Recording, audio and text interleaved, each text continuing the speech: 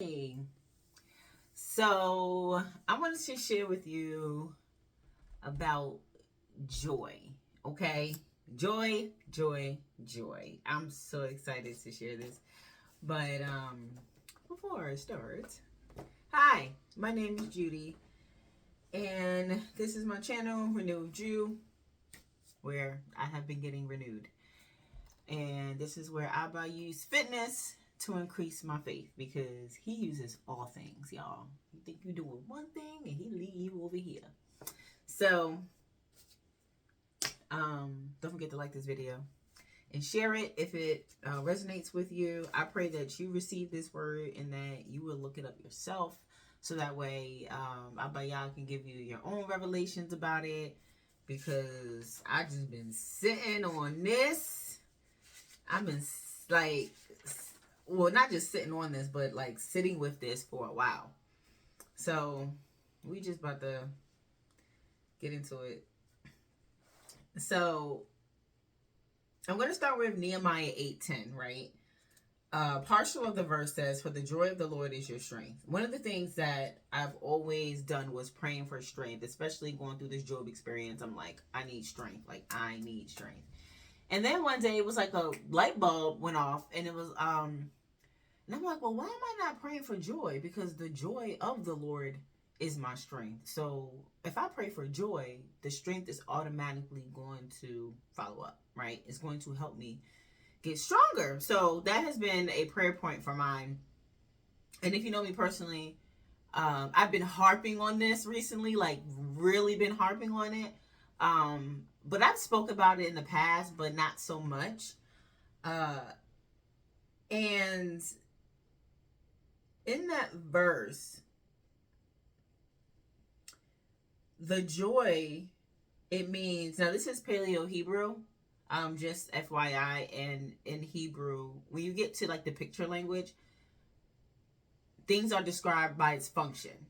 So that way you can make it make sense in your mind. Almost like an analogy, I guess would be a right way to say it or a good way to explain it.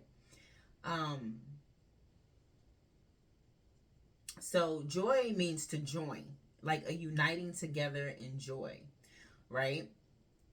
And the root word of that is the unite. The root word of join is unite.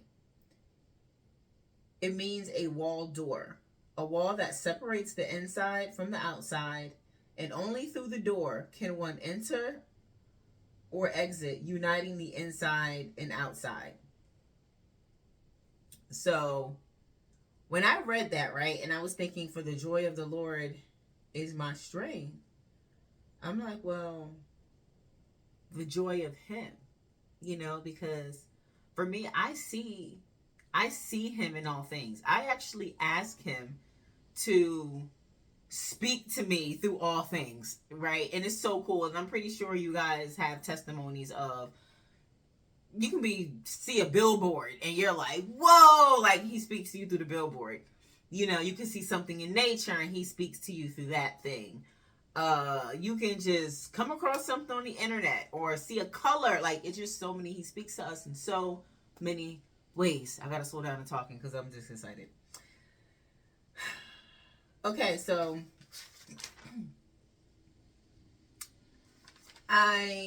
I was actually fasting. I did a fast, and one of my verses that I was meditating on, or I had stumbled across when I was looking up verses, is Proverbs 17:22. And it talks about, a merry heart doeth good like a medicine, but a broken spirit drieth the bones. And I'm like, a merry heart is good like medicine. Okay. So when you look up, so I use the Blue Letter Bible app, so that way I can get like the Hebrew Strong's concordance number, and then I look it up. I don't have the book in here. It's by Jeff Benner. I always be messing up this guy's name, but he has a really good book that talks that helps you understand the picture language. And I'm still learning. Like, I'm still learning, so just bear with me. Because you may look up something and be like, how did she get to that answer? Or how did she get to that? I go back to the picture language, y'all. So, but still, I just want to encourage you to look words up in all the definitions, in the English definitions, and Greek definitions, and Hebrew definitions. Um, but I love the Hebrew because that was the original language. So if I go back to the original language, I would gain um, that original understanding, and it's a mindset change, because Hebrew and like the Hebraic way of thinking and the Greek way of thinking, it don't mix. Greek is so much more abstract, where Hebrew is more concrete. Um, so that's just like a little background. So with this, right, when you look up Merry Heart, it actually means joy.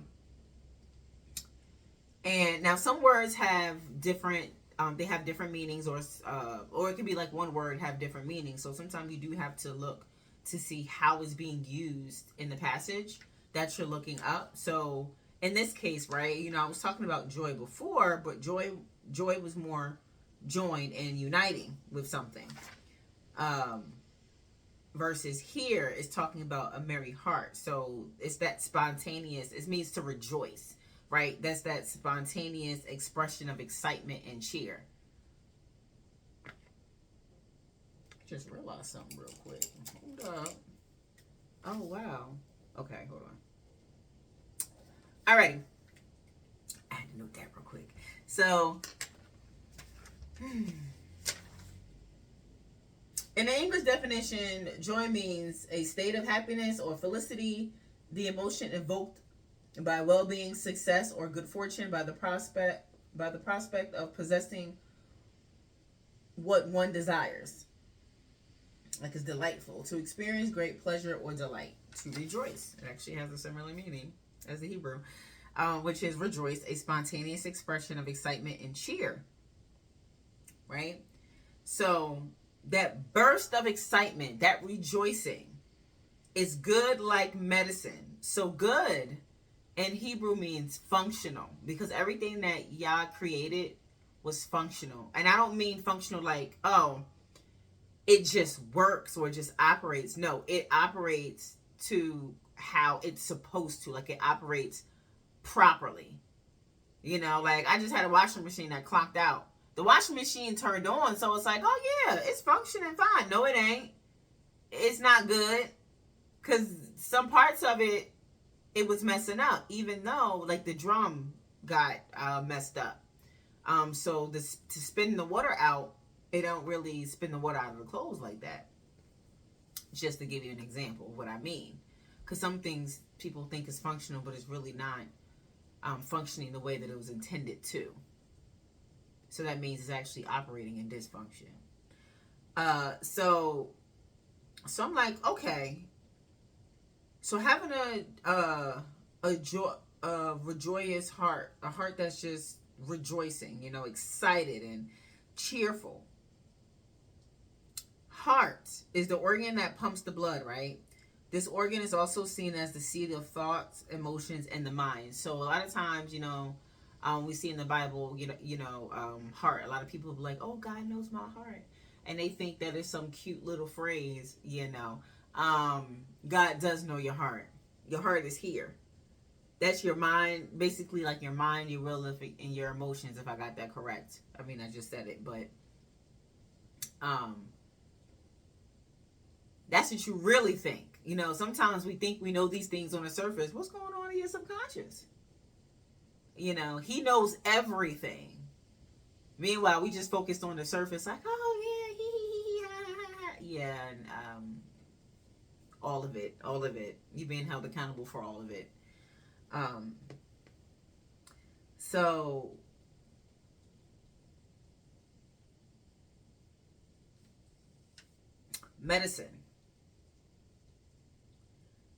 medicine, what does medicine do? Again, Hebrew explains things by its function. What does medicine do?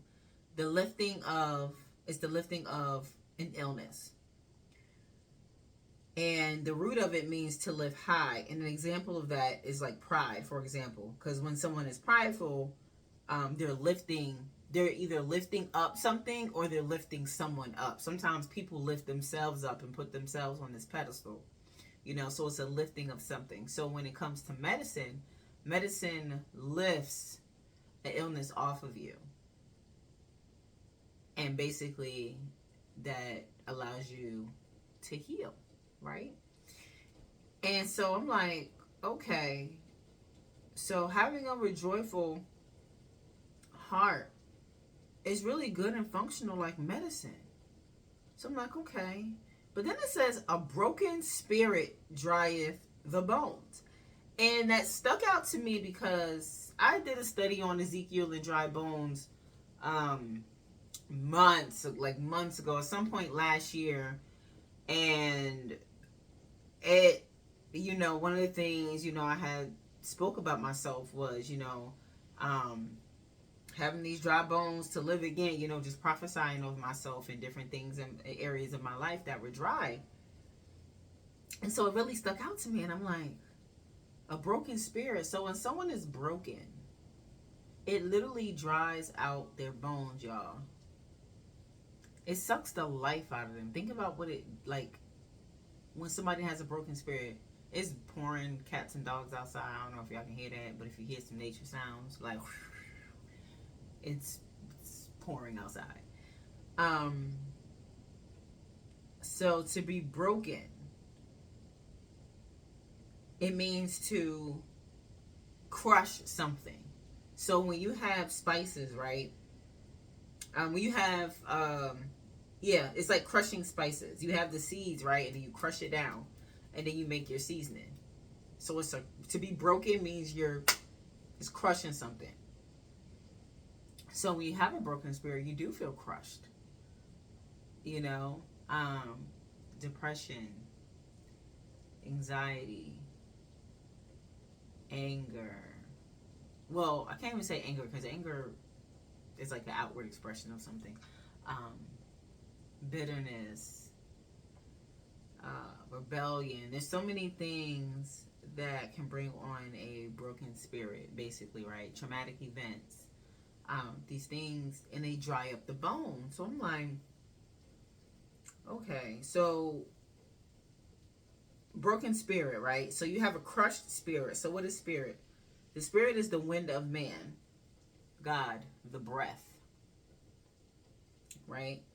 And the Hebrew nomads were familiar with wind patterns as they would follow a prescribed path indicating the coming season. From this word comes the idea of breath, as it is the wind of man, which also follows a prescribed path of inhaling and exhaling. That's our wind. It's so funny because me and my really good sister, we were dancing in a field, and the wind was blowing very strong. And I was like, yo, it reminded me of the Holy Spirit, because sometimes we think we're in control and we're really not. We're really not in control. And the wind quickly reminded me of that, because I'm like playing with my scarf and everything. I'm like this, doing my scarf, and that wind is blowing. I'm like, come listen up my flow. And I realized, I was like, dang, I'm really trying to be in control here. So rather than fight the wind, I said, you know what? Let me work with the wind. Okay? A lot of times that's not how we need to operate in our own personal lives. Instead of operating against Yah, we need to partner up with Yah. Okay? It's a partnership. It's a relationship. So, also, one of the other definitions... Okay, anyway. So, drieth the bones, right? So, when something is dried up, it means a dried up and withered land. Because when something is dried up, it gets withered. Think about grapes, right? Grapes are so juicy, and when they dry up, they shrivel up into a raisin. You see like the little wrinkles and everything like that. Or even like tomatoes, sun-dried tomatoes. They don't have liquid in them, and they're all shriveled up. So to be dried up as well as withered, ashamed, or confused. You know, when somebody is confused, when someone is not getting clarity, you know, it keeps them. How do I explain this? I'm trying to think of a good way to explain it. It's like when things are clear, you're able to operate smoothly, everything is flowing. When you get confused, it's like, I don't know where this at, I don't know where that is. It's like everything's just mixed up. You know, that truth, it's like you gotta find that thing. You know what I mean? You gotta find it. Like there's no life in confusion. There's no life in confusion. You know? Hopefully that makes sense. It's kind of hard for me to explain that using an example. Also, the root word of it is shame. So think about when a wetland dries up, the fish and the vegetation die, and it begins to stink from the rotting matter. And sometimes that's what shame does to a person. You know, a person, they literally do start to get rotten. You know, because when you think about it, when there's no life in something and something is dead, they stink. Think about when you're around somebody who has a broken spirit. You know, it's like that. You think of mold. It's like it. When people get gangrene? What do they call it? It's like their foot is dead, and then it starts to ride up their leg. It spreads. If you're around somebody who's negative, they're hopeless, that's going to start to spread to you. You know? And it's going to be a stench. Because it's going to be like, yo, like, you just always so negative. Like, what the heck? You know, they bring, like, their spirit would actually bring your spirit down. So you sitting up here, and eventually you'll just start to get heavy. You know? And get weighed down. And so then, obviously, we know what bones are, right?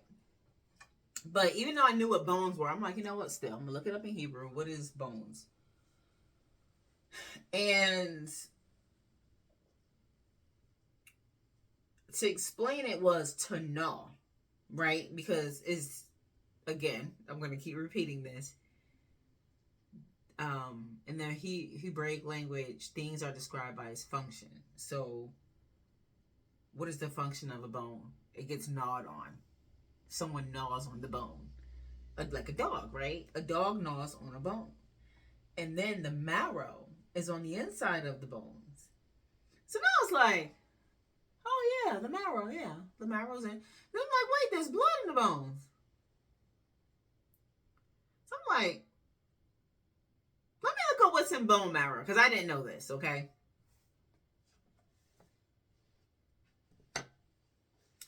Bone marrow is the blood cell factory, because the blood is produced in the bone marrow inside the bones, right? So healthy bone marrow releases blood cells into the bloodstream when they are mature. And it also produces the white blood cells that help the immune system going. It fights infection. And then the red blood cells carry oxygen throughout the body. And it also produces the platelets, and that helps us to stop the bleeding. You know, you get a cut, those platelets, that's what its job is to do, is to, all right, we got this job to do so that way this person don't bleed out. Clot it up. Alrighty. So I'm like, the life, right? The life is in the blood. So I was just like, wait. I had no idea like all of that was going on in bone marrow, y'all. I had no idea. And so I'm like, so when I read, so I'm going to read the verse, Proverbs 17:22 again. A merry heart doeth good like a medicine, but a broken spirit drieth the bones. So a broken spirit, it dries the life out of you. It literally dries up your life. It can dry up your finances. It can dry up your relationships. It can dry up your career. Like, it can dry up so many things. Dry up your relationship with Yah. Like, it can dry up so many things. I'm like, wow. Like, wow, wow, wow, wow, wow. And so then the whole thing with, well, before I even get into Ezekiel, I wanted to find the verse where it talks about life is in the blood. And that's Leviticus 17:11. For the life of the flesh is in the blood, and I have given it to you upon the altar to make an atonement for your souls. For it is the blood that maketh an atonement for the soul. So, when I read this, I was like, oh, it actually tells us the function of blood. It actually tells us the function of blood. And I feel like this is a revelation all in itself that I'm not getting into because I still have to go back. Make a note of that. It made me think of Yahusha because his blood was an atonement for us. You know, they had to do blood sacrifices, you know, before Yahusha died on the cross. Because, again, that was the function of blood, to make atonement for us. They had to put up that, you know, sacrifice that animal so that way the blood could be spilled. But nowadays, people are doing so many things with blood, it's ridiculous. But again, I'm not getting into that. That's a whole other conversation. So yeah. So let's jump into Ezekiel real quick. Because I had some thoughts about Ezekiel. Flip that. Because again, the whole drying up the bones. And I was like, wait a minute. You know, Ezekiel had to prophesy to dry bones so they can live again. And it's basically Ezekiel chapter 37. Is the vision he had of the valley of dry bones. So basically Israel is going to be restored. And these bones were basically showing what Israel looked like. You know what I mean? Like it was they were dead. Okay, not physically dead, but spiritually dead. You know, there was no life. I recommend you reading all of this. I'm not gonna read all of it, but hold on, let me see. Okay, so verse 1 says, the hand of the Lord was upon me and carried me out in the spirit of the Lord and set me down in the midst of the valley which was full of bones. And it caused me to pass by them round about, and behold, there were very many in the open valley, and lo, they were very dry. I guess I'm reading here. I just can't get around it, whatever. And he said unto me, Son of man, can these bones live? And I asked, O Lord God, thou knowest. Again he said to me, prophesy upon these bones, and say unto them, O ye dry bones, hear the word of the Lord. Thus saith the Lord Yah, unto these bones, behold, I will give breath, I will cause breath to enter into you, and ye shall live. And I will lay sinews unto you, and will bring up flesh upon you, and cover you with skin, and put breath in you, and ye shall live, and ye shall know that I am the Lord. Okay? So basically, he's telling Ezekiel what to do, what to speak over him.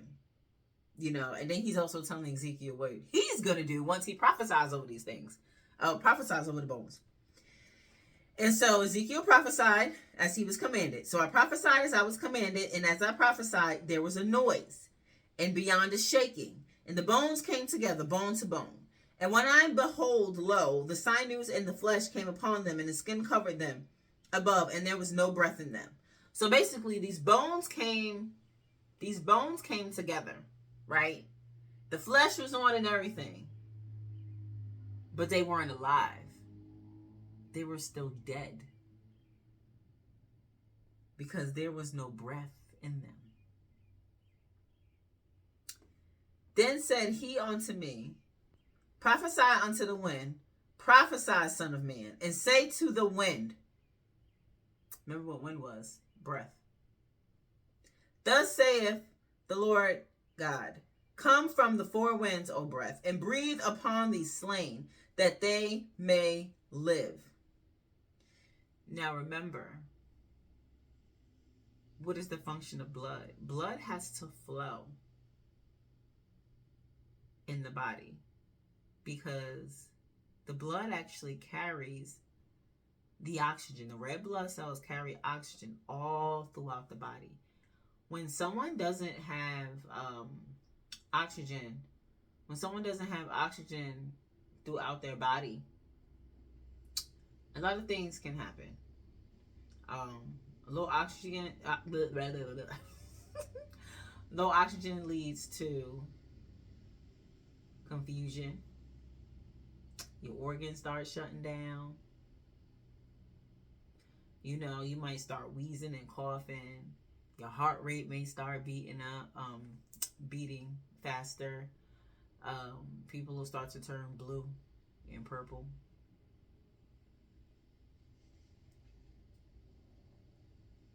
So I prophesied as he commanded me, and the breath came into them, and they lived and stood upon their feet, an exceeding great army. Then verse 11 says, then he said unto me, Son of man, these bones are the house of Israel.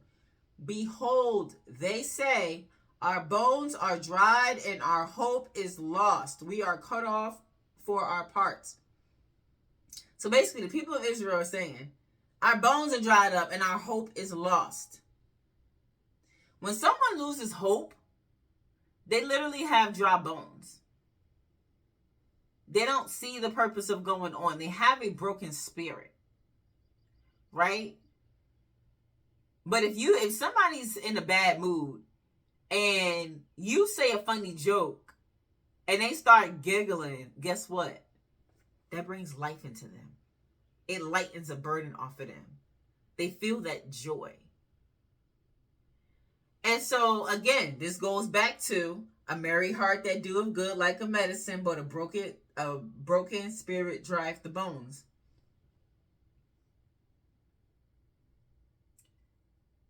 To be able to rejoice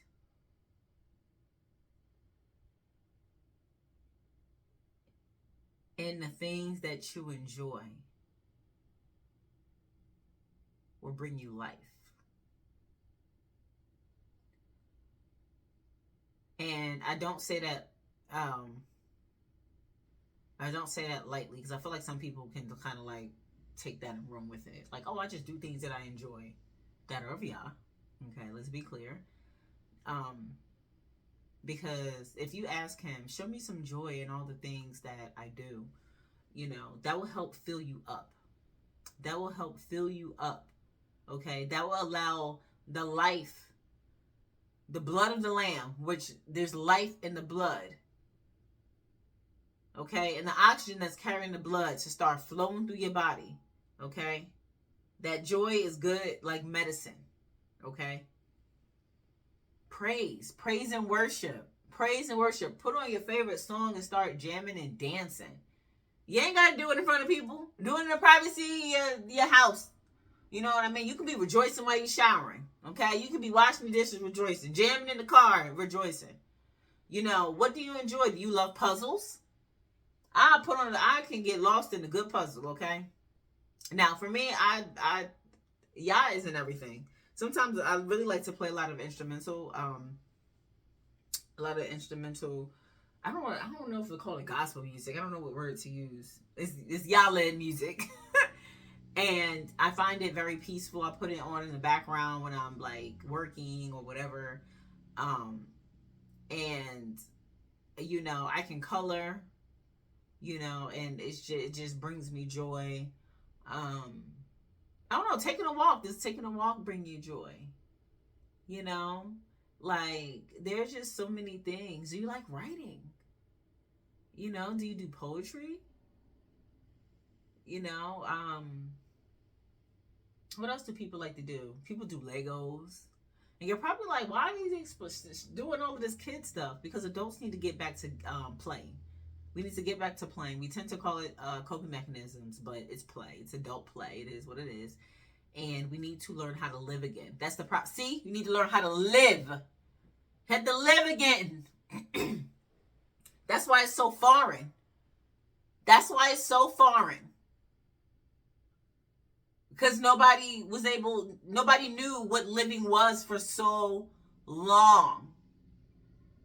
The bones have been dried up for so long. Bones in your finances. I said bones in your finances. Dry bones in your finances. Dry bones in your relationships. Dry bones in your career. Dry bones in your brain cells. Dry bones in your health. Like, just so many areas of your life. And it's time for that stuff to live again. It really is time. But you got to start somewhere, y'all. You got to start somewhere. And that somewhere is joy. Because when you actually learn how to live, you're actually inviting joy into your life. So if you do struggle with finding things that make you joyful, it's okay. Because that's the opportunity to learn about yourself. I actually had a client who was talking with a friend, and they had asked her, like, what was something that you enjoyed doing as a child? And they were like, wow, I never even thought about that. And we were having that discussion because I was talking to her about adult play. Again, that we would tend to call coping mechanisms. And that's when she shared that with me. And I was like, yo, this is so true. And I was like, that's a really great question. What things did we enjoy as kids? Because a lot of times, that it'll still feel good today. It may feel weird, but it still feels good. I used to be a preschool teacher. If you guys did not know that, I taught for about 9 years in preschool. And I loved working with kids. I love working with kids now. It was a struggle sometimes. Like, I just be like, ugh! But I loved it. Like, I felt like I could be so free. You'll see me, man. I used to make up songs, busting out in dance moves. Like, I did not care. I felt so free in that classroom. Me and the kids were just getting on and popping. We did not care. Like, and what happened to that? Life and trauma, drying up our bones. We need joy, y'all. We need joy. You remember the walls of Jericho when they was praising and rejoicing? Those walls fell down, okay? They fell down, all right? So I'm going to need you to get it together and go find your joy so that way your bones shall live again, okay? Thus saith the Lord, your bones shall live again, all right? But do your part. Do your part, okay? Don't just say it out of your mouth. Allow your actions to align with your words so that way it can go forth and do a thing into your life, all right? And that'll bring your transformation.